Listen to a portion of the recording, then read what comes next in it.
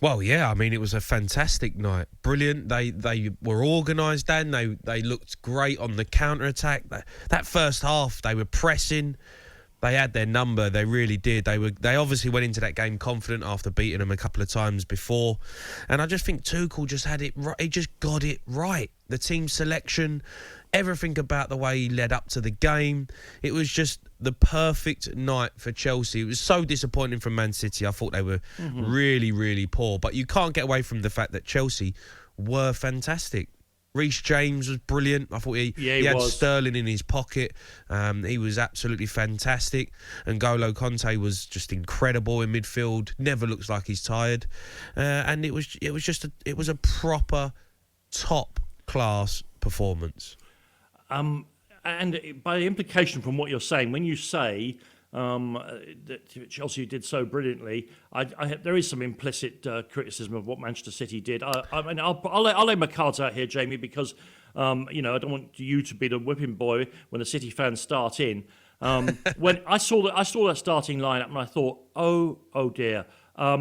Look, we all know, everybody knows that since he started his career, what he really wants to do is to have a goalkeeper and 10 technical midfielders on the pitch. And this was not a place to do that experiment. Starting without a defensive midfielder, starting without an absolutely obvious striker. People are already saying, all the things they always say about it. How big a mistake do you think this actual team selection was? Well, it was the biggest mistake he's made. I think he's done it before in big games. He done it against Lyon last season. He done it against Spurs, and he makes tactical changes that are just not necessary. And when I saw the team sheet and I'm looking at it, going, well, Gundogan playing holding midfield. He's been their attacking midfielder really pretty much the whole season.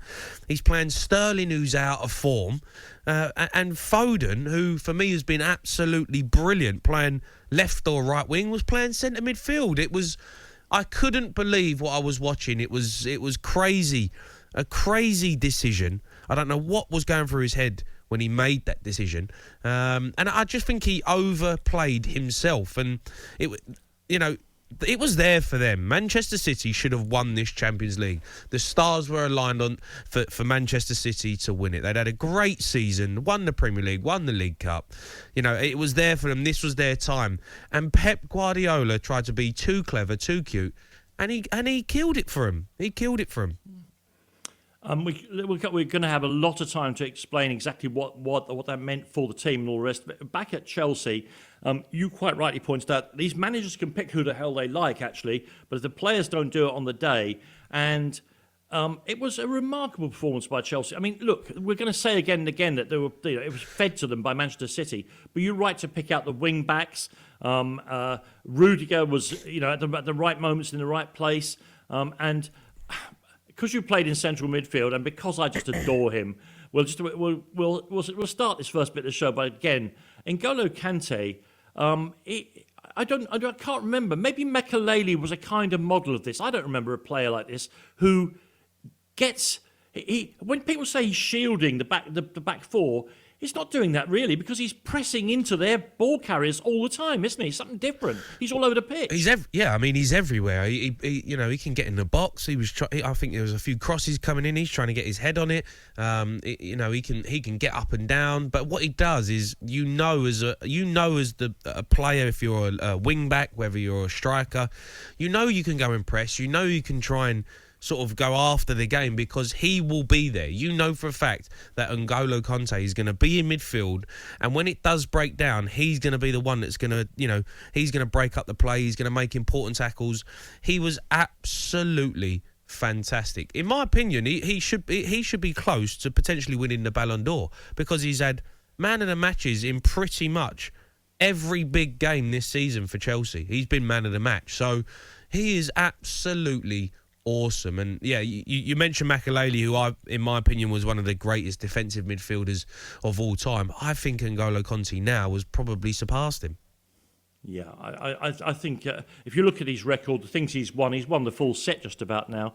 And I like it because we're inclined in the more recent times in football, we're always looking for people who are doing a trick, who are, glamorous and all the rest of it. He does that kind of work. I don't want to denigrate it. I don't want to call it spade work or anything else. I don't want to call it the kind of water carrying, because it's far more important to that in modern football. Dan, that's the most important role on the pitch. The holding, and this is why I couldn't believe Guardiola didn't play Rodri or Fernandinho, because the most important player on the pitch is the anchor man. And N'Golo Kante is that for Chelsea, because he dictates the game. As a defender, he's going to protect you. As wingers that you can go and press. That he's going to be there in the midfield just to hold it up. He's a leader on the pitch. This is why I couldn't believe Guardiola didn't play one of them players. He played 3 attacking midfielders, and they were so open in that game, and it was so the spaces that Chelsea had, especially in that first half, where they could just get in the pockets. It made Stones and Diaz look so basic and so ordinary. It was. Right. I couldn't believe it. Right, you are the one with the coaching badges in this conversation. Why didn't You may dream of playing an all-midfielder 11, an all-technical midfielder 11. You might consider starting without Fernandinho or Rodri. You might even sleep on it, Jamie, and I'll have a think about that. What you don't do is go in without... They played one game in the whole season with neither of them. Why did he do it? Well, I mean, the only person who can really answer that question is him. But I tried to figure it out, Dan. I really did. I look at it and go...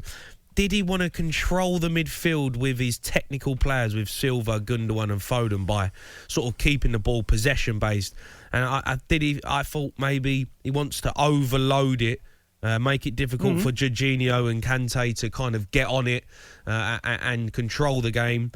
But the problem that was probably the only reason I thought that he would really play that team. And I look at it and I just think it was just a crazy decision, because Gundogan, you could see in the way he wanted to play. He wanted to press. He wanted to go after it. He wanted to look to, because he's an attacking midfielder. He's not a holder. He's a presser, He's a presser. He's not a holder. And it just wasn't natural for him to stand there. He wasn't standing in the right positions, and he wasn't creating space for himself to even receive the ball.